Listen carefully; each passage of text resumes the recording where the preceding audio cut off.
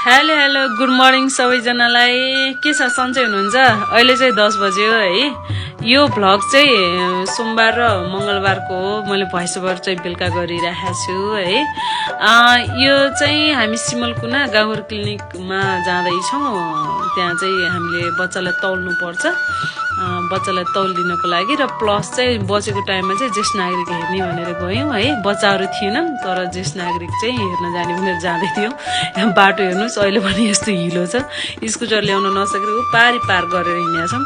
यो चाहिँ कपुरकोट गाउँपालिका वार्ड नम्बर 2 भित्र पर्ने अलिकति विकट ठाउँ भनौँ, अलिकति विकट छ र दाङसँग जोडिएको सिमाना भएको भएर पनि बिस्तारै हुँदैछ। तर अझै गाउँसम्मै चाहिँ बाटो पुगिसकेको छैन। बिस्तारै बिस्तारै गरेर हिँड्यौँ, किनभने तल चाहिँ एकदम ठुलो भिड थियो।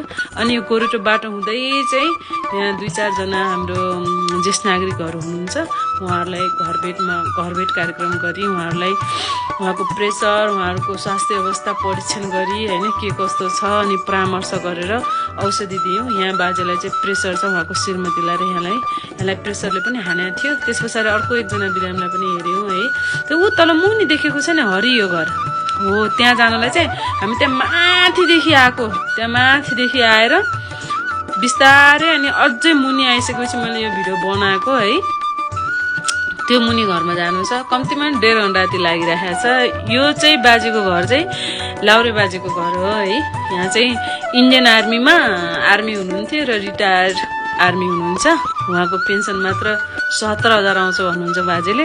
तर पनि उहाँले खेती किसानी पनि राम्रो गर्नुभएको रहेछ है। अहिले चाहिँ अलिक कान सुन्नुहुँदो रहेनछ, अलिक गाह्रो रहेछ।